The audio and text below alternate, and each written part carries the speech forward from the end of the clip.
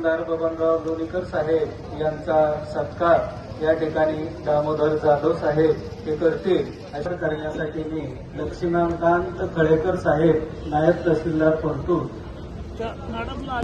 Madam यांचा सत्कार करण्यासाठी मी लक्ष्मीकांत खळेकर साहेबांना विनंती करतो। रोडगे साहेब उपविभागीय अधिकारी यांचा सन्मान करण्यासाठी दयानंद सांगवे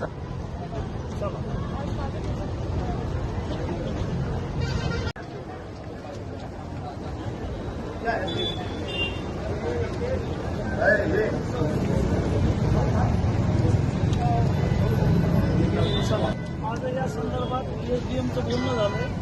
डेप्युटी कलेक्टर आणि जालन्याला काहीतरी त्यांची कार्यशाळा कलेक्टर मॅडमला हे दांडगे आहे कलेक्टरचं निवेदन यांच्याजवळ देऊन ते कलेक्टरला पोहोचून देते कारण मी कलेक्टरशी बोलते। जमिनीचा मावेजा समृद्धीचा विषय आहे माझ्याकडे मी कलेक्टरला देतो।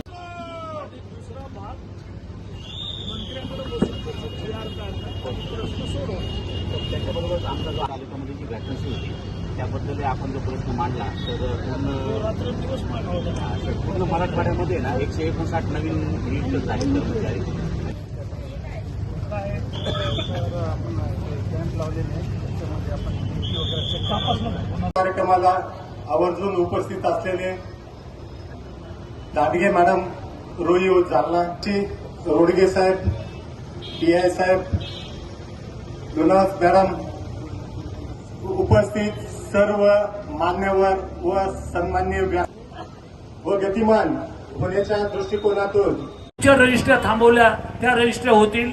या गावच्या पाण्याचा प्रश्न आहे तसा 173 गावच्या पाण्याचा प्रश्न आहे।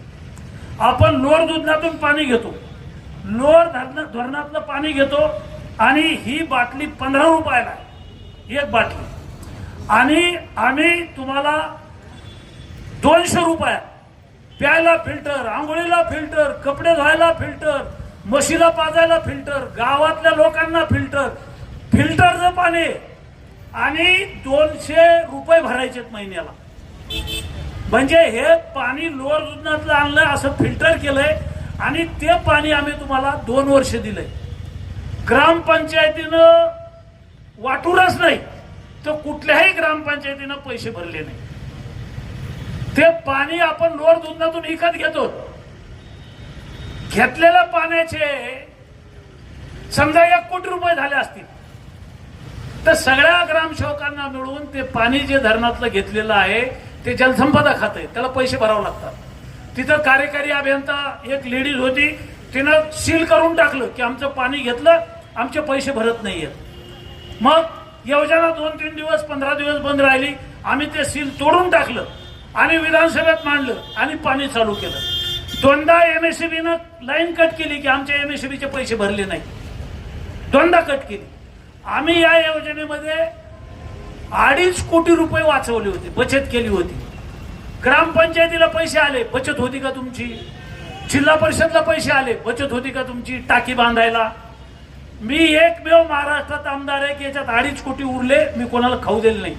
ते तुमचं विजेचं बिल भरलं, तुम्ही घेतलेल्या पाण्याचं वाटेविषयी होऊ दिलं नाही।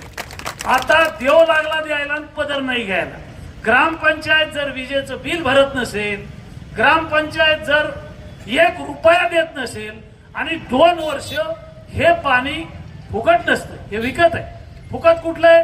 पावसाचं पाण्याला इरीत आलं त्यालाही विजेचं बिल आहे।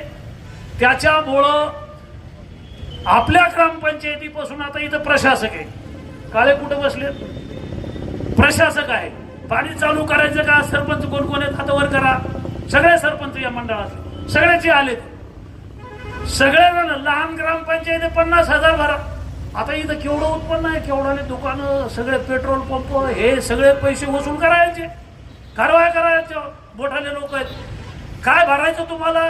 1 लाख रुपये भरा, पुन्हा 1 वर्ष पैसे मागत नाही, चेक देऊन टाका। प्रशासक आहे, तुम्हीच मालक येतात। आता कोणाकडे कोट करायला जागा नाही। सगळ्या सरपंचाला ठाकरे किती पैसे भरता? 1 लाख रुपये वार पट्या। सगळ्या जेवढे सरपंच आहेत ती योजना चालू करायची। 2 वर्ष फुकट पाणी दिलं, वीज वितरण कंपनीने डिरेक्ट कनेक्शन केलं, त्या धरणावाल्याने एकदा दोनदा पाणी बंद केलं. शेवटी आता ही योजना सरकार चालवणार नाही, ही आता गावाच्या ग्रामपंचायतीला चालवायची आणि जो सरपंच फिल्टरचं पाणी गावाला देणार नाही त्याच्या घरावर मोर्चा काढा, नाही तर ग्रामपंचायतीवर काढा. महिला मंडळ लाडक्या बहिणी त्याच्या घरापुढे उपोषणला बसा, नाही तर त्या ग्रामपंचायत पुढे उपोषणला बसा. तुमच्या आमदारानं योजना दिली, ती बंद पडली, थोडेफार शिल्लक भविष्यात पैसे भरायचे. त्याच्यामुळं या वॉटर ग्रीडचा विषय आहे, सगळ्या गावासाठी आहे. थोडे पैसे 50,000 1,00,000 जर भरले तर आपल्याला वॉटर ग्रीडचं पाणी चालू करायचं आहे. इथं डेप्युटी इंजिनियर आलेले आहेत पाणी पुरवठ्याचे, ते म्हणाले मी मांडतो हा विषय, पण सोनाराच्या हातूनच कान टोचावं लागतात, कोणीही टोचलं तर रक्त निघतं. मग एखादा डेप्युटी इंजिनियर कार्यकारी अभियंता सांगितले थोडे पैसे भरणार आहेत. आणि एकदा आपल्या सगळ्या सरपंचाचं कौतुक करतो मी, ग्रामसेवकाचं 1 कोटी रुपये एका दिवसात दिले, सगळ्यांनी एका दिवसात दिले होते. अजून काही आपल्याला वर्षातून एकदा 50,000 भरायचे आणि मग पाणी सगळं वर्षभर कोणी विचारित नाही. पाणी पुरवठा विभागाला पैसे नका देऊ, फक्त विजेचं बिल द्यायचं. आणि त्या धरणवाल्याने पाणी बंद केलंय, ते म्हणते आम्ही फुकट पाणी देणार नाही. हा वॉटर ग्रीडचा विषय आहे. आपलं जे काही